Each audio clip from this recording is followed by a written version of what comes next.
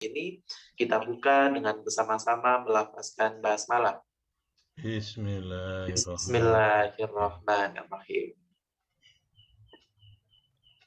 Selanjutnya sambutan, mohon berkenan Bapak Purwadi untuk memberikan sambutan dalam pengajian malam hari ini. Kepada Amin. beliau dengan segala hormat, disilahkan. Baik, terima kasih Mas Irwan Rosadi. Assalamualaikum warahmatullahi wabarakatuh. Alhamdulillahirabbil alamin wa bihi nasta'inu ala umuri dunya waddin. Asyhadu an la ilaha illallah wa asyhadu anna Muhammadan abduhu wa rasuluh. Allahumma sholli ala Muhammad wa ala alihi wa sahbihi ajmain. Amma ba'du. Yang saya hormati Ustadz Dr. Haji Nur Ahmad Ghazali MA yang sudah berkenan meluangkan waktu untuk memberikan tausiah dan sudah hadir pada ruang Zoom-iyah ini. Mudah-mudahan ini nanti akan menambah pengetahuan kita terutama tentang tema yang akan disampaikan oleh beliau kepada kita semuanya tentang rekonstruksi jihad harta melalui zakat, infak dan sodakoh. Ini tema yang sangat baru ini bagi kita semuanya dan nanti kita ikuti. Mungkin sedikit informasi Ustadz bahwa kegiatan ini seperti ini kita selenggarakan setiap malam Ustadz. Makanya malam ini sudah malam yang ke-210. Tapi setiap satu minggu materinya dibagi menjadi 3 jenis materi. Kalau Ahad, Selasa, lalu Jum'ah seperti kita ini sekarang ini materi bidang keagamaan. Kemudian kalau hari Senin dan Kamis materi psikologi Ustadz. Kemudian kalau Rabu dan Sabtu materi kesehatan. Nah, ini karena awalnya dahulu kegiatan Muhammadiyah Widzu ini memang awal-awal sekali itu diperuntukkan bagi saudara-saudara kita yang harus isolasi mandiri karena terkonfirmasi COVID-19. Tapi belakangan menjadi link kita ini menjadi tersebar meluas. Akhirnya yang mengikuti kegiatan ini bukan hanya saudara-saudara kita yang sedang isolasi, tapi juga banyak dari pengurus-pengurus Muhammadiyah, Aisyah, Ortom dari berbagai daerah di Indonesia ini, Ustaz. Bahkan PCIM negara lain juga sering ada yang ikut juga. Pernah ada dari Jeddah, dari Thailand, dari Malaysia mengikuti acara kita ini. Misalnya ini ada yang rajin juga ini Pak Fajar itu dari Sampit, Kalimantan Tengah, kemudian biasanya ada Bu Marfuah ini dari Bengkulu, Ustadz. Jadi insya Allah ini juga bagian dari peran kita Muhammadiyah dalam rangka untuk menyampaikan berita gembira, menyampaikan ilmu kepada seluruh warga, terutama Muhammadiyah, tapi juga sering juga yang ikut kegiatan kita ini bukan dari warga Muhammadiyah, tidak apa, kita senang. Ini bukti bahwa Muhammadiyah bermanfaat bagi semuanya. Kata Ustadz, saya kira demikian Mas Irwan. Terima kasih kami aturkan kepada seluruh person yang sudah membantu penyelenggaraan acara ini tidak dapat kami sebutkan satu persatu. Mudah-mudahan ini dicatat oleh Allah sebagai amal soleh yang diberikan pahala yang berlipat ganda. Begitu juga kesediaan Ustadz untuk berbagi ilmu juga mudah-mudahan dilimpahi rahmat, dilimpahi barokah dari Allah yang berlipat ganda. Demikian, nasrun minallah wa fathun qarib. Assalamualaikum warahmatullahi wabarakatuh. Waalaikumsalam warahmatullahi wabarakatuh. Terima kasih kami aturkan kepada Bapak yang telah memberikan sambutan dalam pengajian malam hari ini. Ucapkan selamat bergabung bagi Bapak dan Ibu jamaah pengajian yang baru saja bergabung. perlu kami sampaikan sekali lagi bahwa pada saat sesi diskusi nanti, Bapak dan Ibu jamaah pengajian bisa bertanya secara langsung kepada narasumber. Kemudian Bapak dan Ibu jamaah juga bisa bertanya melalui room chat tanpa menunggu sesi diskusi nanti, dan nanti moderator akan membantu untuk membacakan pertanyaan dari Bapak dan Ibu jamaah. Baik, jamaah pengajian yang dirahmati Allah, selanjutnya marilah kita ikuti bersama pengajian dengan tema rekonstruksi jihad harta melalui zakat, infak, dan sedekah yang disampaikan oleh beliau yang terhormat Ustadz Dr. Haji Nur Ahmad Ghazali yang pada beliau dengan segala hormat disilakan. Terima kasih Mas Irwan.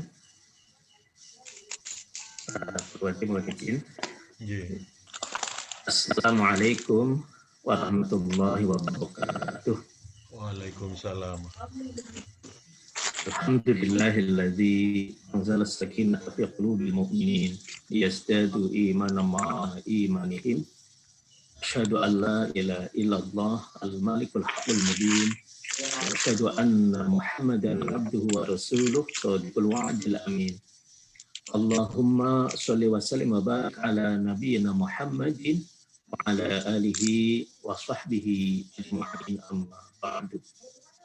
Yang kami hormati Bapak Purwati selaku MCC Daerah Istimewa Yogyakarta dan juga para pengurus pengajian Muhammadiyah with you, Mas Irwan selaku moderator, para jamaah Zoomiyah malam hari ini yang insya Allah dimuliakan oleh Allah Subhanahu wa Ta'ala.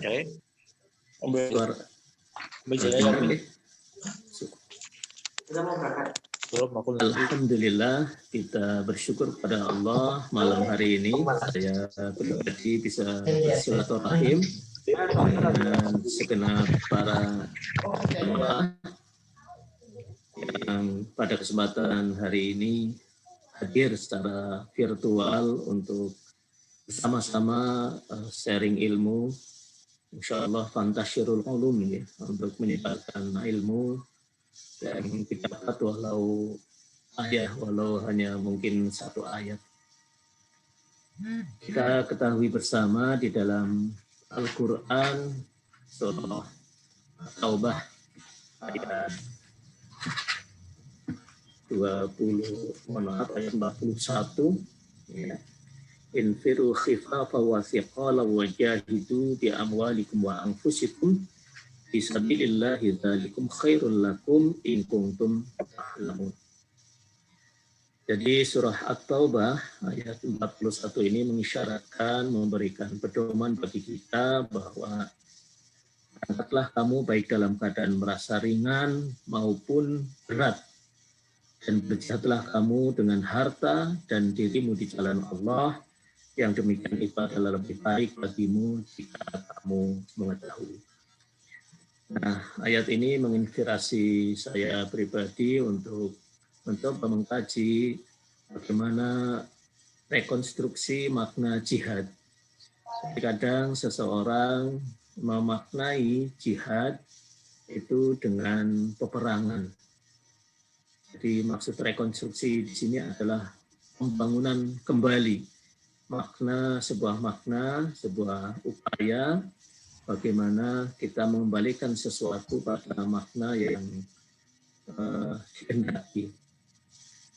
Rekonstruksi dalam bahasa lain ini adalah pembangunan kembali semua sarana-sarana lembagaan pada wilayah pasca bencana, baik pada tingkat pemerintahan maupun masyarakat, dengan sasaran utama tumbuh dan berkembangnya kegiatan perekonomian, sosial, dan budaya, tegaknya hukum dan ketertiban, dan bangkitnya peran serta masyarakat dalam segala aspek kehidupan bermasyarakat pada wilayah bencana.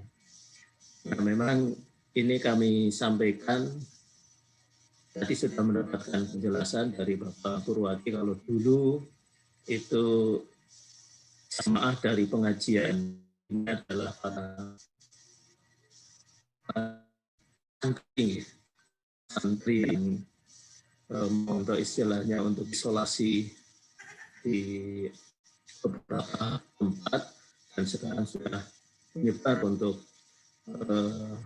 kajian-kajian ini tidak hanya para santri, kemudian alhamdulillah kebanyakan para teman-teman kami yang ikut itu juga alhamdulillah sudah bergelar LC begitu ya, lulus COVID alhamdulillah. Jadi kita bersyukur bahwa ternyata pandemi COVID ini menjadi ujian bagi kita semua, dan alhamdulillah ternyata bisa sehat kembali, dan kemudian malah ada yang akhirnya dibutuhkan donornya begitu, mereka yang sudah terkena COVID ini.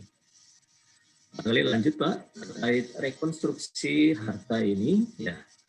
Jadi memang jihad merupakan salah satu tema yang sensitif ya di dalam Al-Quran, yang memiliki multi interpretasi, dan ini akan menimbulkan kontroversi, pemikiran, serta mohon maaf sikap yang panjang. Kemudian di lain itu makna jihad ini dijadikan sebagai dalih, mohon maaf, persepsi kepentingan kelompok yang pada akhirnya menuntut ketundukan terhadap pemahaman ajaran agama. Jika tidak, itu kemudian jihad lalu dimaknai sebagai peperangan terhadap penentang diperolehkan. Jadi maksudnya bahwa ketika pemahaman jihad ini kemudian menjadi pemahaman yang kaku, akhirnya kemudian jihad dalam makna yang sempit, yaitu qital atau perang. Inilah yang harus kita hati-hati memaknai makna jihad, sehingga kita perlu merekonstruksi makna jihad tersebut. Ya, Muhammadiyah saya kira sangat berperan aktif di dalam upaya, khususnya adalah jihad harta. Karena dalam keadaan damai, suasana yang tenang, ya kan, jihad itu tidak hanya punya makna sebagaimana yang tadi saya sebutkan, qital atau perang, tapi pada makna usaha untuk mewujudkan kebaikan-kebaikan seperti dakwah, pendidikan, ekonomi, dan lain-lain. Jadi sangat tidak tepat memaknai jihad itu dengan qital atau perang, apalagi menggunakan jihad dalam makna ini dalam keadaan yang damai. Jadi dulu ada persepsi bahwa jihad ya harus perang begitu, jihad harus kemudian mengangkat senjata, jihad harus mengangkat pedang begitu, sebagaimana mungkin dikembangkan oleh orang-orang yang merasa bahwa jihad itu dengan perang. Nah, jihad sendiri ini memang derivasinya di dalam Al-Quran disebutkan sebanyak kurang lebih 41 kali, yang memang di sana kemudian makna ini yang banyak itu konotasinya kepada peperangan, padahal kalau dikaji secara mendalam tidak hanya itu, tadi sudah kami sebutkan, itu bisa dalam hal harta, bisa dalam hal dakwah, bisa dalam hal spiritual jihad, psikolog jiwa begitu ya. Ya, jihad nafsu begitu, melawan hawa nafsu. Inilah yang memang harus kita pahami bersama. Selanjutnya bahwa jihad diperkenalkan Rasulullah sebagai sebuah upaya pengendalian diri dari hawa nafsu, sehingga Al-Quran dan hadis lebih sering menyebut peperangan itu dengan al-qital, al-harb, al-ma'rakah, dan al-sariyah. Jadi jihad ini berarti maknanya luas.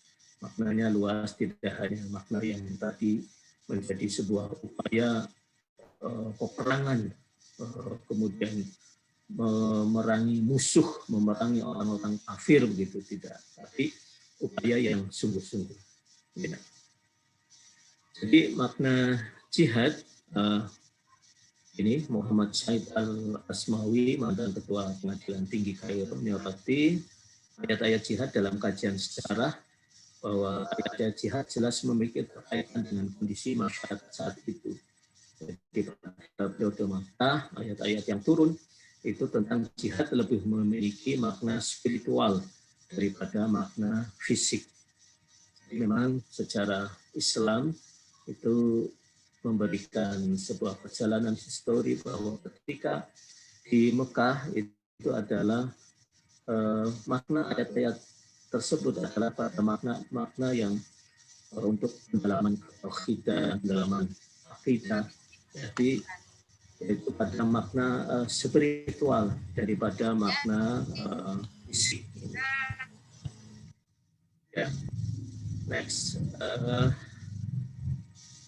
Untuk selanjutnya bahwa makna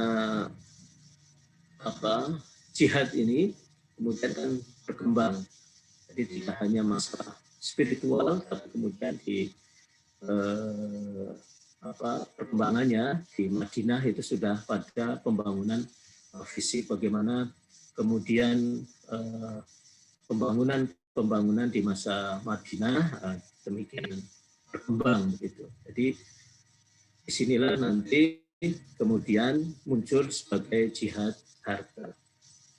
Pada prinsipnya itu jihad lebih bermakna pada sungguh-sungguh, berjuang, tetap menjaga iman, bersabar, dan menahan diri dari cercaan dan hinaan kaum musyrikin Makkah. Jadi di dalam surah An-Nahl ayat 126 itu memberikan makna jihad itu sebagai sebuah kesabaran, sebagai solusi yang lebih baik daripada kemudian membalas serangan musyrikin itu. Ya. Nah, kemudian secara terminologi bahasa bahwa jihad itu diambil dari kata jihad yang berarti letih atau sukar, memang seseorang yang jihad itu menyebabkan sebuah keletihan dan juga terdapat kesulitan-kesulitan untuk meraihnya. Ketika mahasiswa itu berjihad dengan belajar, dengan upaya bersungguh-sungguh, bagaimana meraih hasil yang terbaik. Selanjutnya, mereka yang sudah bekerja juga berjihad di dalam pekerjaannya, bagaimana memberikan nafkah sungguh-sungguh, itu juga bagian dari jihad. Kemudian ada juga yang menajuh tadi. Nah, jadi dari kata yang sama tersusun ucapan jahidah birrajul, artinya seseorang sedang mengalami ujian. Jadi jihad juga bermakna ujian dan cobaan, hal yang memang wajar karena jihad merupakan ujian dan cobaan bagi kualitas seseorang. Nah, para jemaah yang insya Allah dimuliakan Allah, jadi saya kira ini dalil naqli yang ada di dalam Al-Quran tentang jihad, surah Al-Hujurat ayat 15. Kemudian ini di dalam hadis Nabi ini sudah menyangkut dalil-dalil naqli pada jihad harta begitu ya. Sesungguhnya orang-orang yang beriman itu hanyalah orang-orang yang percaya, beriman kepada Allah dan Rasul-Nya. Kemudian mereka tidak ragu-ragu dan mereka berjuang, berjihad dengan harta dan jiwa mereka pada jalan Allah.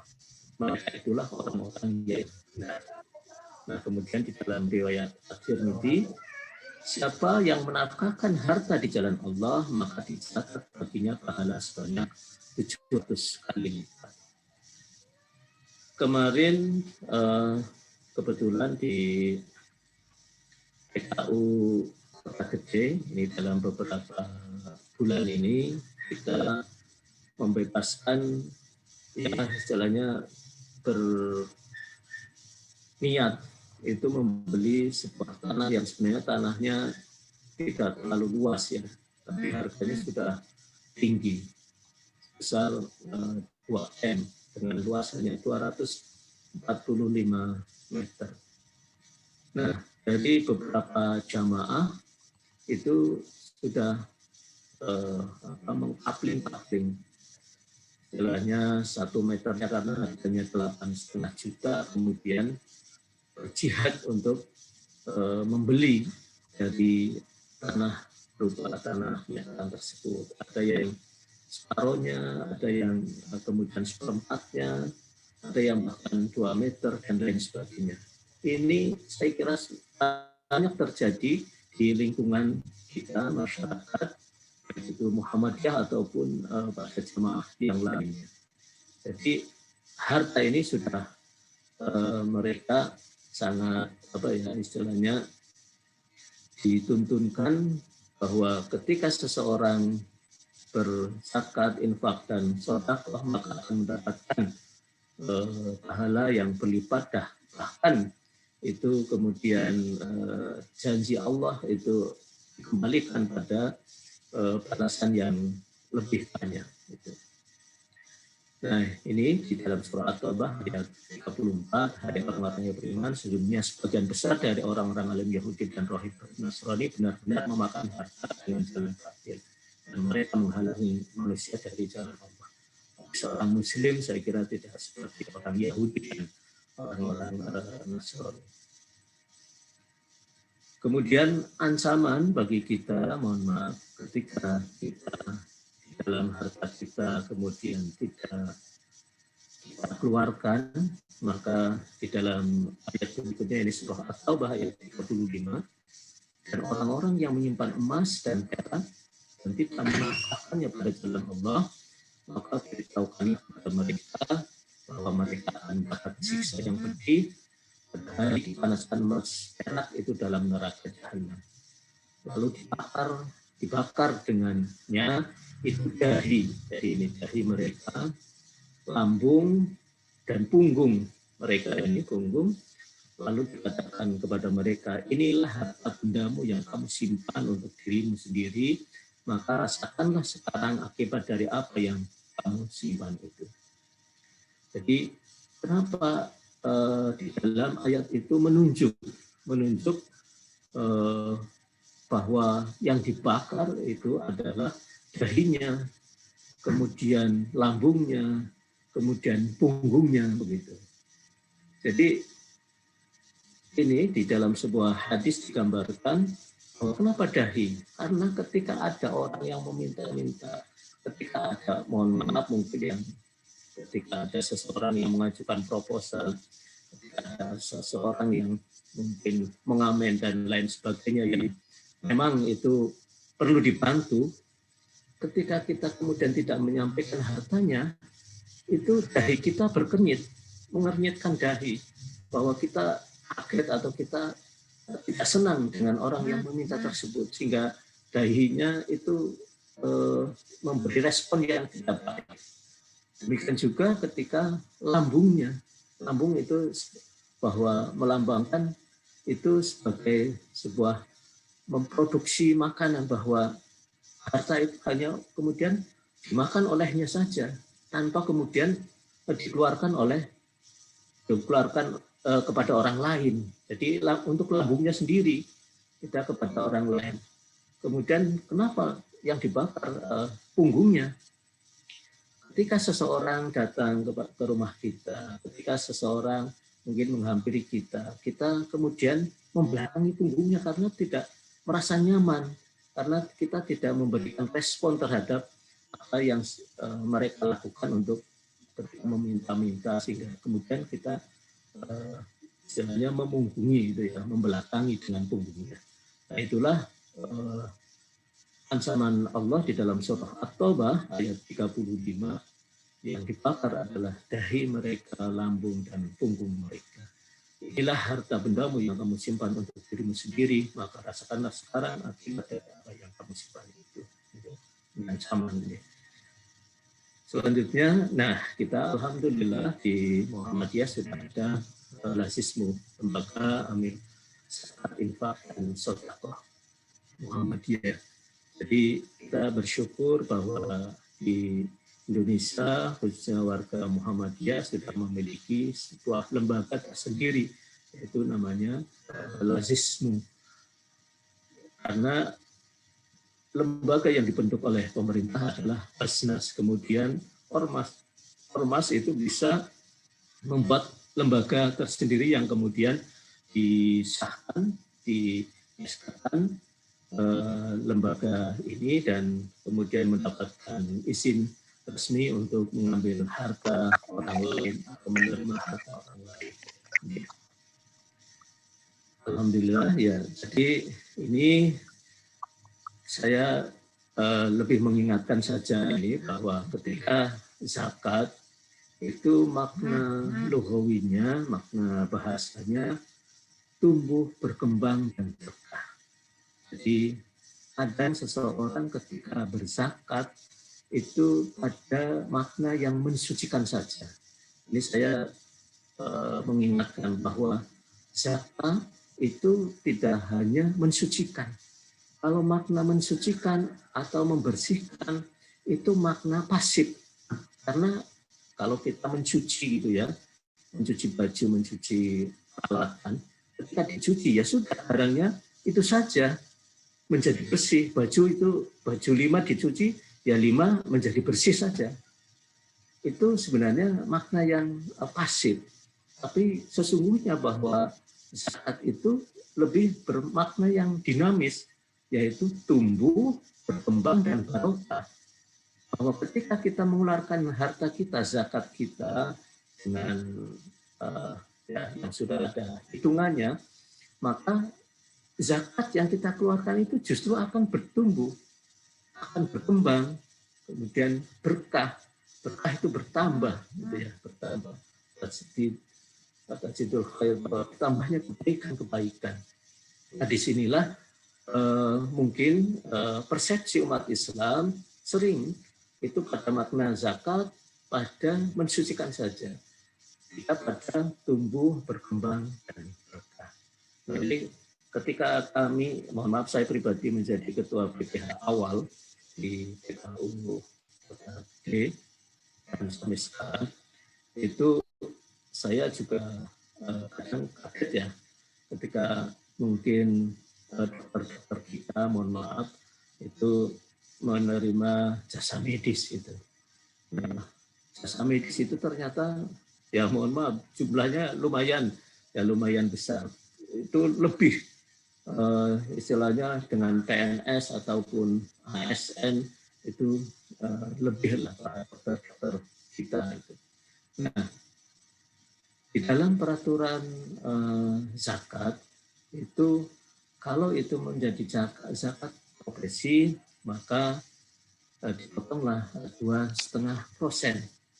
Ketika kita menjadi guru, ketika kita menjadi dokter, ketika kita menjadi pengacara, ataupun apa saja itu yang sifatnya profesi, kalau itu dalam 1 bulan itu kita taruhlah minimal, kalau di aturan sekarang Basnas itu minimal 3 juta, itu sudah kena potongan 2,5%. Jadi kita mungkin dalam 1 bulannya lebih apa yang kita terima itu di atas 3 juta, maka sudah harus dipotong 3,5%. Nah, ini lazismu. Jadi dalam zakat berarti kewajiban atas harta. Jadi wajib gitu ya, atas harta atau kewajiban atas jumlah harta tertentu untuk kelompok tertentu dalam waktu tertentu. Jadi zakat juga berarti derma yang telah ditetapkan jenis, jumlah, dan waktu suatu kekayaan. Kadang ada pertanyaan apa sih sebenarnya bedanya zakat, infak, dan sedekah. Kalau zakat itu memang sudah ada aturan, baik itu nisab maupun haulnya. Jadi baik akarnya maupun tahunnya ataupun jangka waktunya. Sedangkan infak mungkin bisa lanjut, ini infak ya. Ini yang zakat itu sudah ada aturan-aturannya, kadar-kadarnya yang harus dikeluarkan. Ada zakat fitrah, ada zakat fitri, ada zakat mal. Jadi zakat fitri itu ketika kita keluarkan sebelum sholat Id, kemudian zakat mal itu kita keluarkan kapan saja, itu bisa kita keluarkan. Kemudian kalau dari sisi waktunya memang waktunya adalah dalam 1 tahun. Lanjut. Next ya. Ini saya kira ini menjadi penyemangat kita. Sesungguhnya Allah telah memfardukan zakat sebagai pembersihan. Karena ini kan ini adalah pembersih makna yang sempit. Jadi saya ingin dinamis bahwa zakat itu sampai pada makna yang luas. Ini infak, anfaqah yang berarti mengeluarkan sesuatu untuk kepentingan sesuatu, dan menurut terminologi syariat, infak berarti mengeluarkan sebagian dari harta atau pendapatan penghasilan untuk suatu kepentingan yang diperintahkan Islam. Jika zakat itu ada nisab dan halnya, infak itu tidak mengenal nisab. Jadi kapanpun kita keluarkan berapapun itu bagian dari infak. Ya. Kemudian perbedaannya ketika zakat itu ada mustahiknya yang menerima, yaitu 8 asnaf. Kemudian kalau infak boleh diberikan kepada siapapun, misalnya orang tua kita, anak yatim, ataupun tetangga kita yang dekat, itu bisa diberikan infak. Nah, ini barangkali yang menjadi spirit bagi kita ketika pagi itu Rasulullah sabda, malaikat yang senantiasa berdoa setiap pagi dan sore, ya Allah, berilah orang yang berinfak itu gantinya. Dan kata malaikat yang lain, ya Allah, jadikanlah orang yang menahan infak itu sebuah anjuran ataupun diberikan kesempitan dari rezekinya.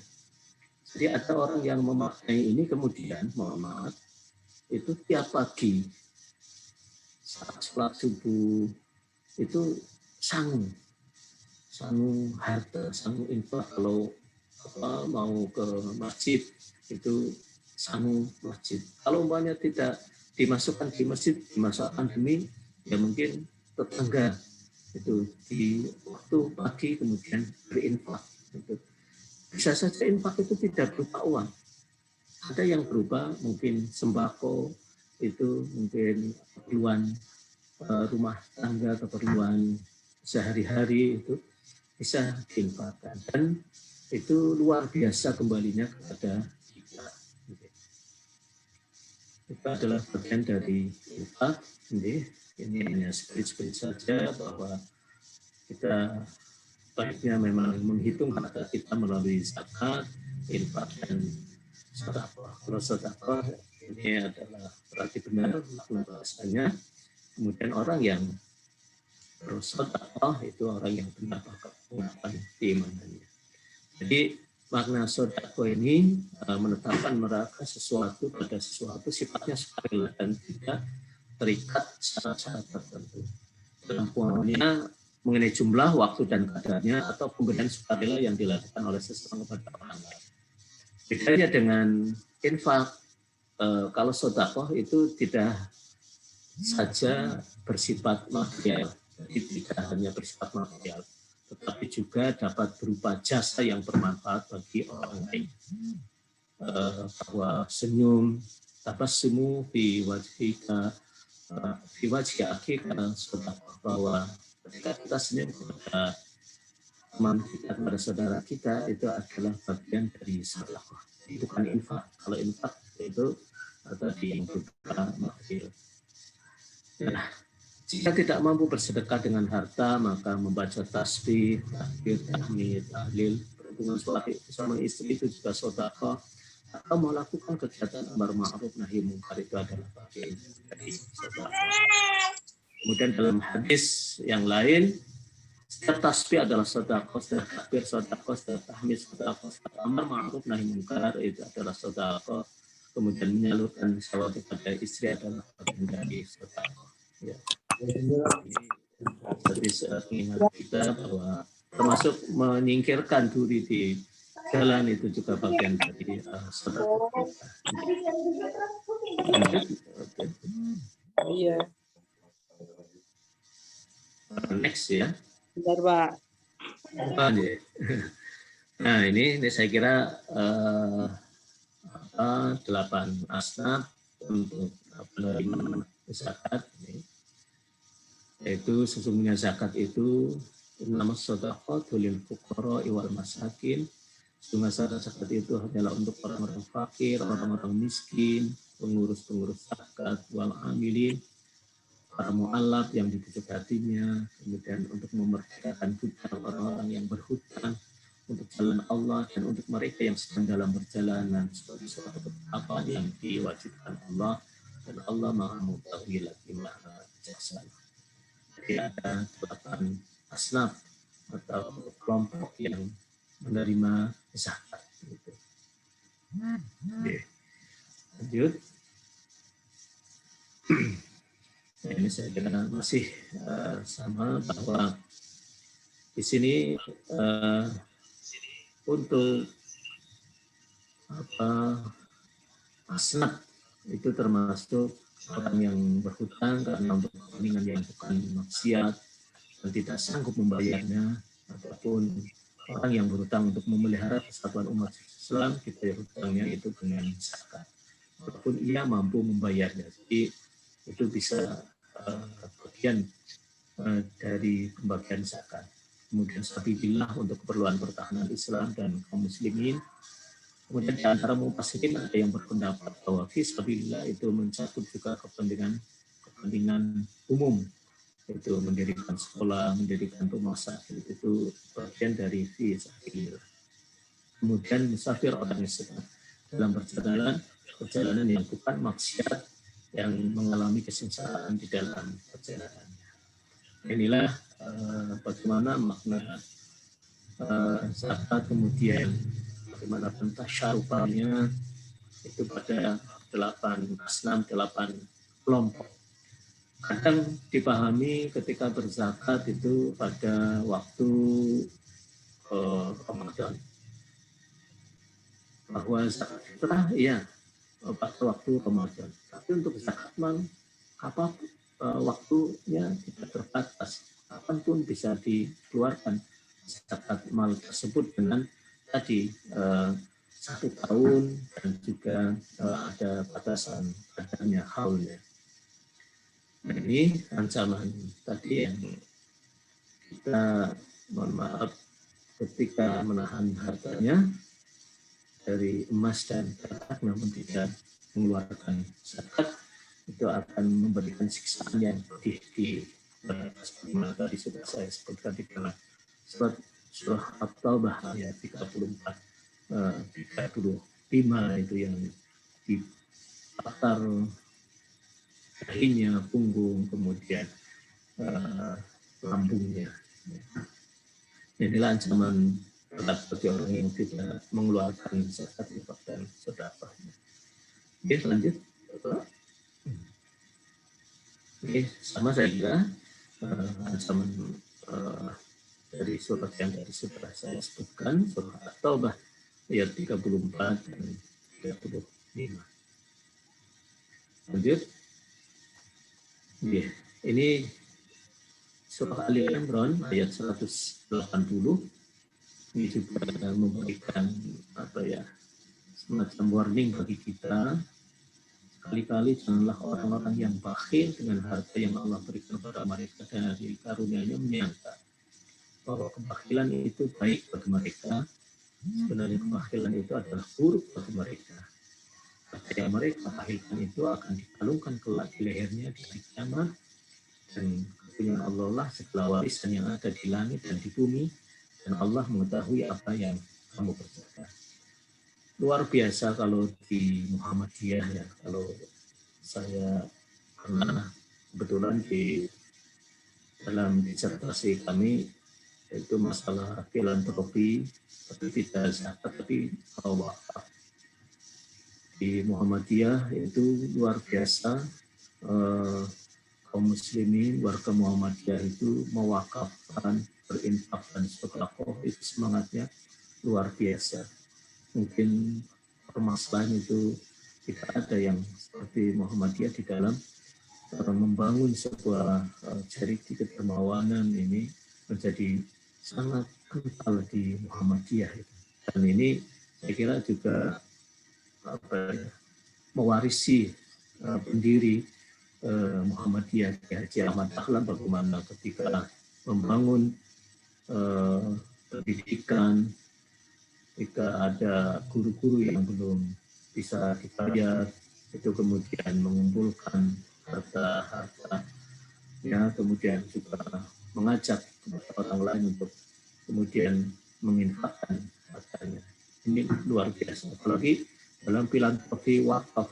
Jadi wakaf tanah itu bangunan-bangunan di Muhammadiyah, baik itu rumah sakit, kemudian pondok, sekolahan, itu luar biasa semuanya berasal dari wakaf para warga Muhammadiyah. Oke, lanjut. Ya, jadi ini tadi saya hanya mengingatkan ketika gaji kita itu ada hak bagi orang lain untuk kita serahkan. Jadi sebenarnya harta zakat itu khud ya, khud min amwalihim shadaqatan tutahhiruhum. Jadi diambil sebenarnya, khud itu diambil. Jadi ada pemaksaan sebenarnya, pemaksaan agar itu diambil. Kalau kesadaran itu manusia kadang nggak sadar. Manusia itu kalau dalam bahasa ininya Jawa itu awal. Awal itu bahasa Inggris Tuhan tuh, jadi mencengkeram. Gitu. Jadi mencengkeram harta. Itu sifat tabiat manusia itu memang awal. Ada rasa mencengkeram, tidak ingin kemudian diberikan kepada orang lain itu kalau tidak hati-hati. Makanya kemudian ada spirit dari Al-Quran itu ya supaya kemudian harta itu ada hak bagi orang lain.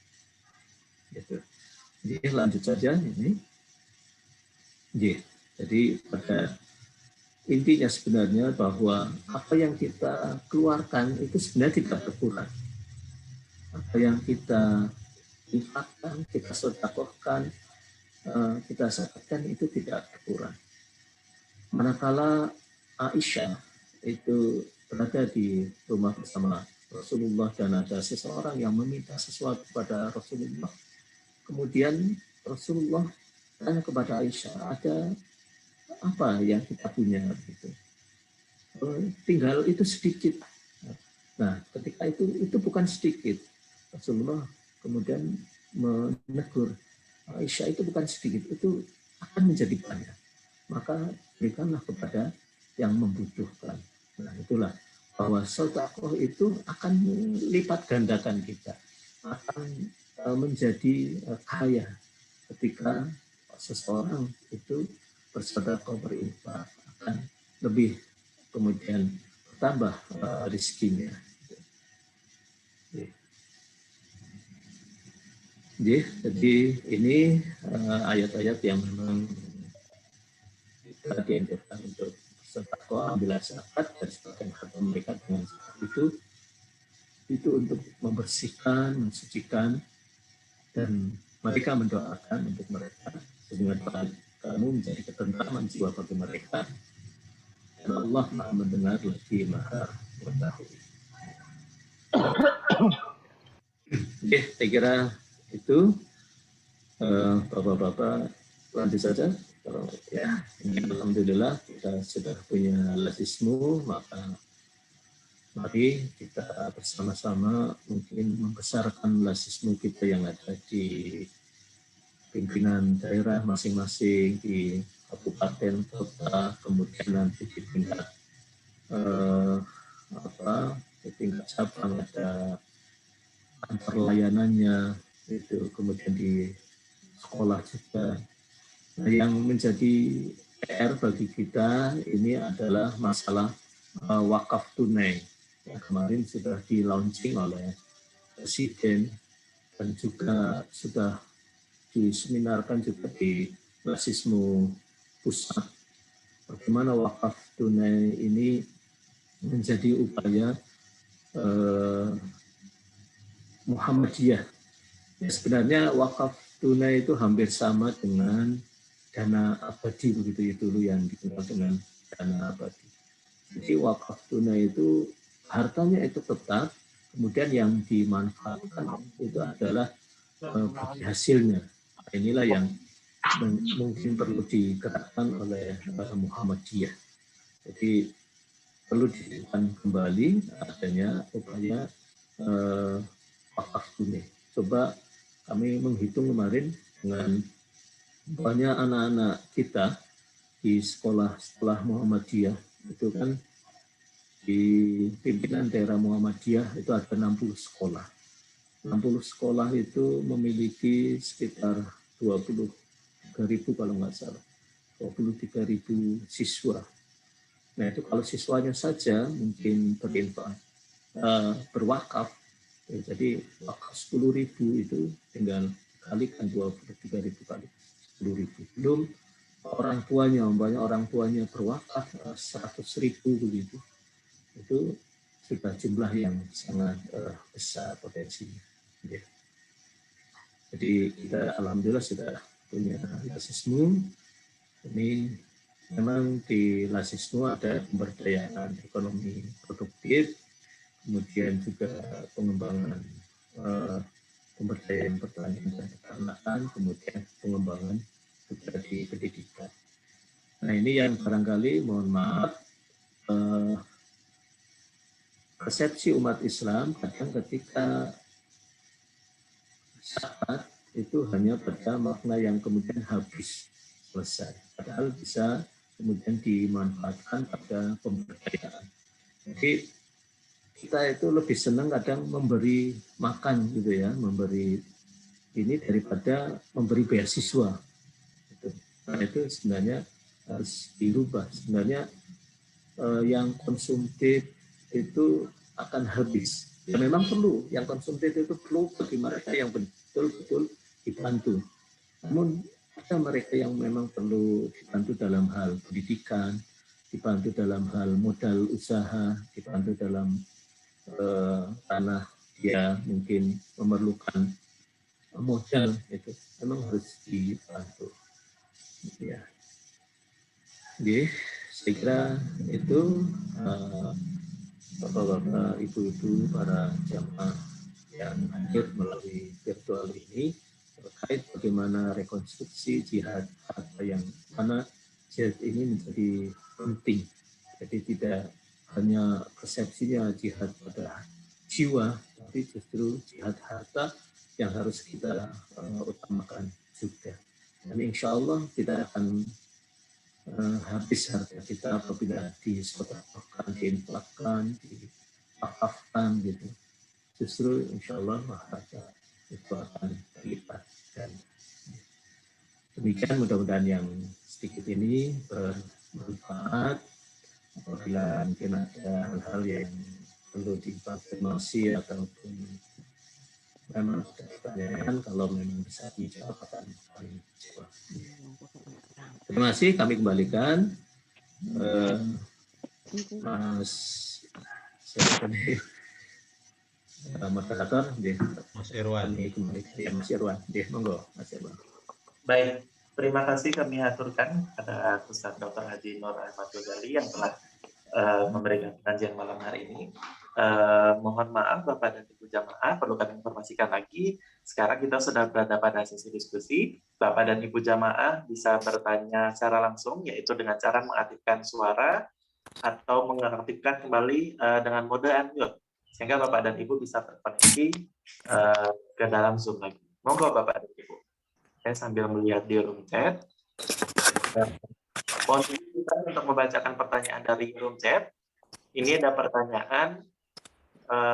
Mohon tanya Ustaz, apakah zakat harus melalui Basnas atau dari Lazismu? Jadi kebiasaan di daerah saya, zakat dibayar pada bulan Ramadan, kemudian takmir membentuk panitia zakat yang mengumpulkan zakat mal, dan kemudian mentasyarufkan kepada asnaf, tapi tidak 8 asnaf. Jadi biasanya hanya 3 asnaf, yaitu miskin, sabilillah, dan yatim. Bisakah itu disebut zakat? Mohon pencerahannya. Monggo Ustaz untuk dijawab. Terima kasih. Pertanyaan yang bagus ini terkait pembayaran zakat itu memang sebaiknya dibayarkan pada lembaga-lembaga yang sudah punya akreditasi, yang sudah memang di SK-kan gitu, sehingga lembaga ini sudah mendapatkan kepercayaan sebagai pengumpul zakat.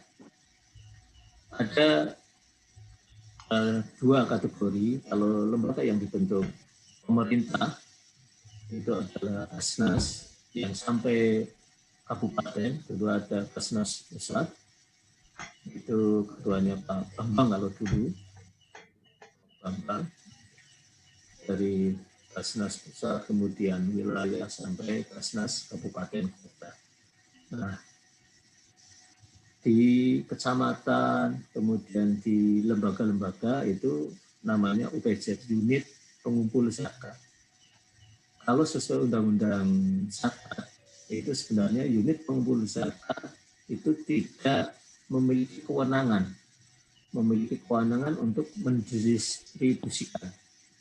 Bahwanya tadi takmir itu sebagai UPZ kalau sudah memiliki legalitas sebagai UPZ, itu sebenarnya fungsinya adalah mengumpulkan saja, mengumpulkan. Itu. Ketika mau mentasyarukan, mendistribusikan, itu seizin dari Basnas atau kalau kita itu lasismu. Jadi kalau lasismu di tingkat kecamatan, di tingkat amal usaha itu namanya kantor layanan KL. Jadi kalau di Basnas itu namanya UPZ, kalau di lembaga-lembaga ormas itu yang dibentuk, lasismu ada mungkin lasis yang lain gitu, itu kantor layanan. Yang di amal usaha itu kantor layanan. Nah, sebenarnya amal usaha di takmir, di masjid maupun di sekolah itu mohon maaf tidak berhak menyalurkan sebenarnya. Yang menyalurkan itu adalah lazismunya. Jadi kelompok layanan itu mengumpulkan saja tugasnya, mengumpulkan, kemudian nanti ketika mau mentasyarufkan sesuai bidangnya di warga masyarakat di sekitarnya itu bisa, tapi diberitahukan atau izin dari lasismunya. Nah, ini yang mohon maaf kadang memang kita masing-masing masjid kita itu masih kemudian mengambil zakatnya kemudian langsung mendistribusikan, mentasyarufkan. Sebenarnya untuk mentasyarufkan itu melalui lasismunya atau minimal pemberitahuan data dari yang sudah dikumpulkan itu kemudian disampaikan kepada lasismu. Inilah sebuah proses yang harus memang dilakukan sehingga tidak boleh sembarang orang mengumpulkan harta tersebut kepada lembaga-lembaga yang sudah memiliki izin operasional. Kemudian untuk takmir yang kemudian langsung menyalurkan itu pada atasnya ya tadi harusnya takmir itu sebagai kantor layanan atau sebagai UPZ. Kecuali kalau takmir itu masjidnya sudah besar itu bisa mendirikan lazis lembaga amil zakat. Seperti mohon maaf kalau di sini di DIY mungkin ada lazismu mana syuhada, ada lazis syuhada, kemudian ada lazis mungkin masjid gede begitu. Kalau ada lazis masjid yang memang mungkin Joko Karyan itu sudah ada lazisnya, itu Joko Karyan ada lazis masjid Joko Karyan. Jadi seperti itu. Maka kalau umpamanya lazis takmir itu belum memiliki izin operasional yang hanya mengumpulkan saja kemudian pentasyarufannya nanti kerjasama dengan lazis di atasnya. Kalau Amalus Muhammadiyah maka pentasyarufannya melalui lazismu. Nah, untuk saat itulah memang dikumpulkan di bulan Ramadan, sedangkan saat tidak harus Ramadan. Hanya memang masyarakat itu lebih senang Ramadan, asumsinya bahwa Ramadan lebih banyak pahalanya. Ya, bisa saja seperti itu, tapi pada intinya sebenarnya waktunya itu boleh kapan saja. Dan pentasyarufannya kalau zakat fitrah itu lebih diutamakan fakir miskin, sedangkan zakat mal itu ke 8 asnaf tadi. Itu Mas Irwan. Baik, Mas Nur. Ini ada pertanyaan lagi dari jamaah. Ustadz, kalau zakat fitrah apakah harus lewat Basnas? Itu menyambung pertanyaan tadi, ya. Kemudian zakat dari keluarga besar, apakah bisa langsung diberikan ke sasaran kan?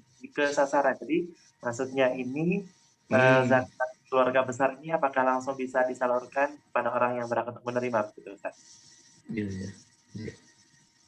Ya. Terima kasih. Langsung saja. Bahwa adanya undang-undang zakat itu adalah dalam rangka memanage sebuah pengelolaan harta yang mana tidak hanya nanti bertumpu pada wilayah-wilayah tertentu, bertumpu pada pihak-pihak tertentu. Jadi undang-undang zakat ini adalah untuk keadilan, untuk kesejahteraan orang banyak. Jadi dulu kan ada semacam budaya, semacam tradisi bahwa zakat itu diberikan langsung, ya, diberikan langsung kepada orang. Nah ini bisa saja orang tersebut itu menerima akhirnya banyak dari berbagai seseorang yang memberi begitu ya. Jadi bisa menerima banyak. Sementara ada pihak lain yang karena mungkin tidak dikenal, kurang dekat itu, sehingga ada pihak yang tidak diberi, yang tidak mendapatkan bagian. Maka inilah menjadi sebuah latar belakang kenapa harus ada pendistribusian secara adil, secara merata begitu. Itulah menjadi latar belakang dari undang-undang zakat tersebut. Maka sebaiknya itu dikumpulkan pada lembaga-lembaga tadi. Jadi takmir itu boleh mengumpulkan, itu takmir itu boleh mengumpulkan zakat fitrah, kemudian nanti disalurkan kepada sekitarnya. Kalau sekitarnya itu mungkin sudah kaya, sudah berkecukupan, kemudian disalurkan kepada yang lain. Namun sepengetahuan dengan lazismu yang di atasnya, supaya ada pemerataan. Jadi mungkin di DIY zakat fitrahnya itu sudah sangat melimpah. Sementara daerah-daerah lain, mungkin di Papua, mungkin di daerah, ya kalau di DIY aja bisa saja di Gunung Kidul itu masih ada yang membutuhkan. Di Kulon Progo masih ada yang memang perlu. Nah itu bisa disalurkan ke sana. Jadi sangat tidak adil kalau kemudian diberikan langsung kepada seseorang itu sehingga akhirnya bisa saja menumpuk sementara yang lain itu tidak mendapatkan bagiannya. Akhirnya sebuah asas keadilan di dalam pendistribusian zakat tidak. Itu Mas Evan. Ini ada pertanyaan ketiga, Ustaz. Pertanyaannya, Ustaz, kalau zakatnya diberikan kepada keluarga sendiri, keluarga ya, boleh. Oh, sebentar. Mohon maaf, Ustaz. Tadi Bapak dan Ibu jamaah. Oh, jadi kalau begitu saya bacakan dulu untuk pertanyaannya. Apakah boleh diberikan kepada keluarga sendiri, misalnya seperti kepada adik, kakak, atau orang tua sendiri? Mohon penjelasannya, Ustaz. Untuk zakat, infak, ataupun sembako, kalau memang itu ada karib kerabat yang membutuhkan, sebaiknya yang terdekat, yang mendapatkan perhatian. Jangan sampai kita mengeluarkan atau mentasyaruhkan harta ke pihak lain, sementara tetangga kita yang terdekat, sementara saudara kita yang terdekat tidak masih dalam garis kemiskinan gitu yang memang perlu dibantu.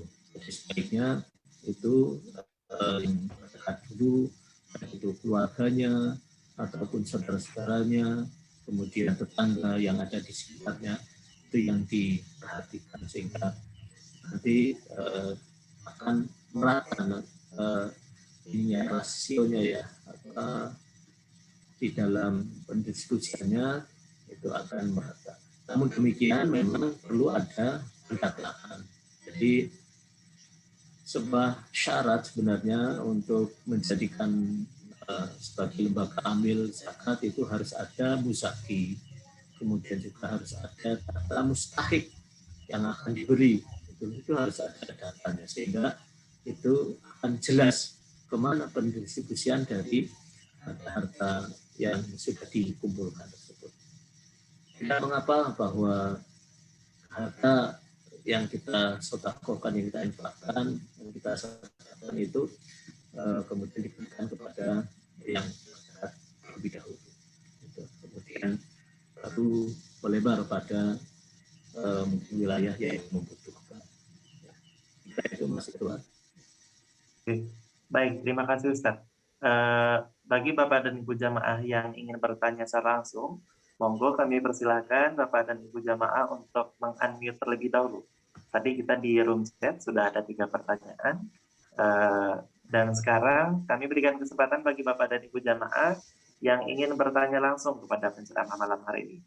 Silahkan Bapak dan Ibu.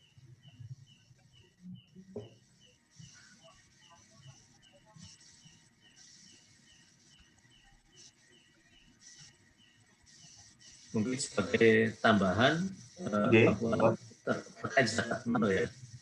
Jadi ada zakat. Kadang ketika Ramadan itu kita bingung apakah mengeluarkan zakat mal atau zakat mall gitu ya. Zakat mall ya maksudnya harus mencari ini keperluan mau lebaran biasanya kalau dulu di luar masa pandemi gitu ya. Nah untuk zakat mal, bukan zakat mall ya, zakat mal itu ada berupa emas dan perak. Jadi untuk kadarnya itu Yusuf Qaradawi ada membagi kalau kita memiliki 86 gram itu masuk dalam kategori yang harus disakati. Kemudian ada zakat perdagangan, itu juga 2,5%. Ada zakat peternakan, ada zakat pertanian.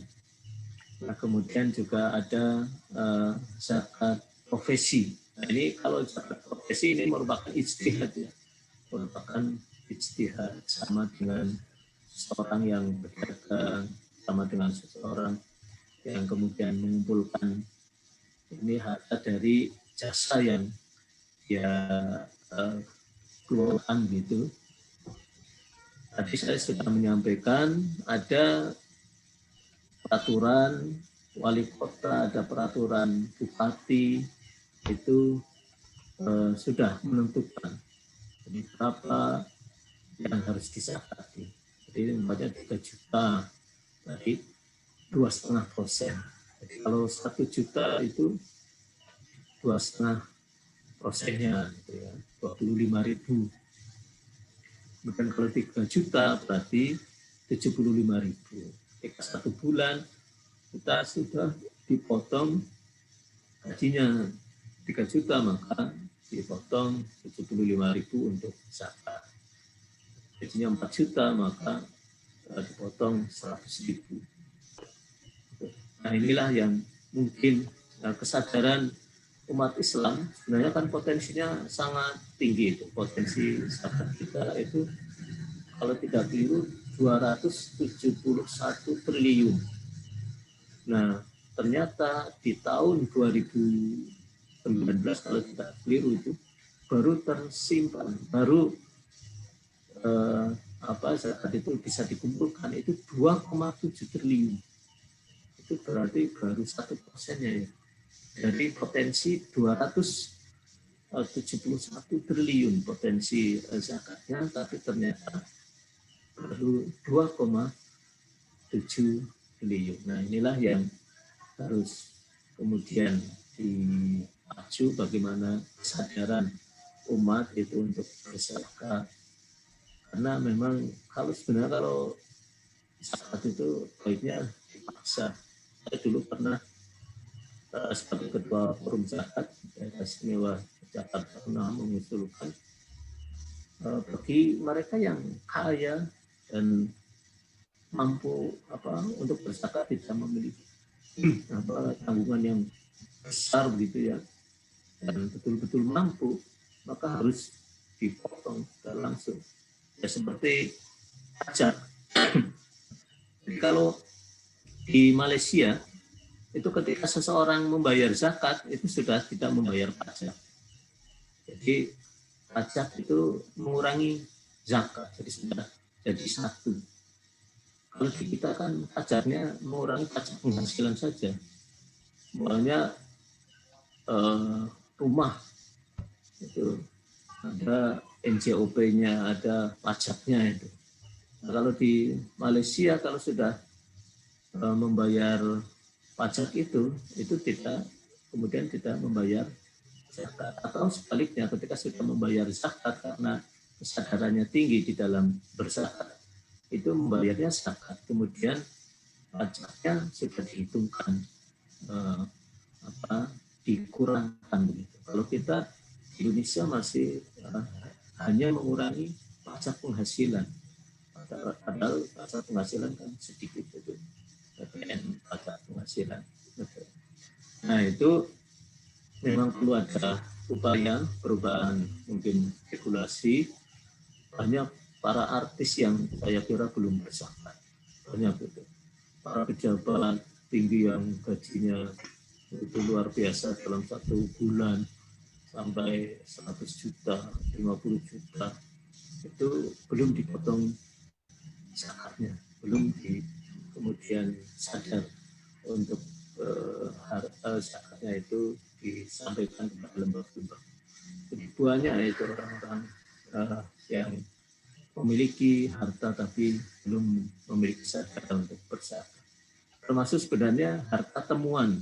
Saya kemarin ketika mohon maaf ada warga kita yang punya rezeki nomplok di mana Tulungagung atau di mana Jawa Timur itu ya. Martin. Saya nggak tahu apakah mereka sudah berzakat atau belum itu. Warga yang kemudian punya mobil, punya daftar haji, ya alhamdulillah kalau itu untuk agama, untuk spiritual. Tapi kemudian kalau harta itu hanya dipakai untuk konsumtif, bahkan tidak dikeluarkan hartanya atau zakatnya, itu nanti akan habis. Nah, harusnya diingatkan bahwa kalau harta temuan, harta istilahnya rezeki nomplok itu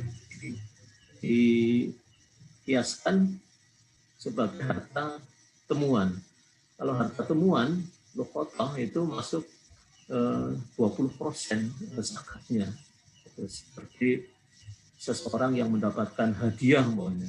Itu sebenarnya secara tidak terduga dia mendapatkan hadiah, maka dikeluarkan zakatnya itu 20% seperti harta temuan. Nah, ini yang kadang kesadaran masyarakat belum tinggi. Saya tidak tahu kemarin yang alhamdulillah mendapatkan bayaran dari tanah yang tidak terduga, kemudian bermiliar-miliar mereka menerima ini, apakah sudah berzakat atau belum. Mudah-mudahan mereka sudah berzakat.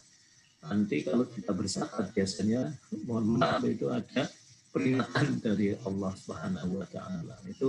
Itu sebagaimana peringatan-peringatan di dalam Al-Qur'an. Kita tidak berzakat, melakukan zakat, infak dan sedekahnya, itu akan mendapatkan peringatan dari Allah. Itu Mas Irwan. Baik, terima kasih kami haturkan pada Ustaz Dr. Haji Nur Ahmad Ghazali MA yang telah memberikan ceramah pada malam hari ini, dan tadi penjelasan beliau yang terakhir sebagai penutup, jadi Bapak dan Ibu, karena sekarang juga sudah menunjukkan pukul 20.59 yang artinya pengajian kita akan segera berakhir. Mungkin dari Ustaz untuk memberikan kesimpulan atau kesimpulan secara singkat tentang pengajian malam hari. Monggo Ustaz, silakan. Terima kasih para jemaah rahimakumullah, mudah-mudahan yang sedikit ini bermanfaat. Jadi pada intinya apa yang kita doakan justru akan mendapatkan bertahan. Berkah itu akan berlipat, maksudnya akan menggandakan harta, tidak akan berkurang. Dan insya Allah kita memiliki kebiasaan, habit untuk mengeluarkan zakat, infak, dan sedekahnya, sehingga ini menjadi tabungan amal di dunia dan insya Allah tabungan amal di akhirat. Setelah itu mudah-mudahan yang sedikit ini bermanfaat dan kurang lebihnya apa yang kami sampaikan. Kami mohon maaf yang sebesar-besarnya. Wassalamualaikum warahmatullahi wabarakatuh. Waalaikumsalam warahmatullahi wabarakatuh. Sekali lagi kami aturkan terima kasih kepada Ustaz Dr. Haji Nur Ahmad Ghazali yang telah memberikan ceramah pada malam hari ini. Ilmu yang sudah disampaikan oleh beliau dapat bermanfaat untuk kita semuanya. Selebihnya kita juga dapat meneruskan informasi ini karena merupakan informasi yang sangat penting sekali bagi kita, terutama untuk memasuki bulan Ramadan seperti itu. Jadi kita dapat menjalankan zakat sesuai dengan aturan yang berlaku. Semoga ilmu yang Bapak sampaikan pada hari ini juga bernilai ibadah dan tercatat sebagai amal jariah. Amin, amin ya Allah. Baik Bapak dan Ibu jamaah pengajian yang dirahmati Allah, cara yang terakhir yaitu penutup. Marilah acara pengajian pada malam hari ini kita tutup dengan hamdalah.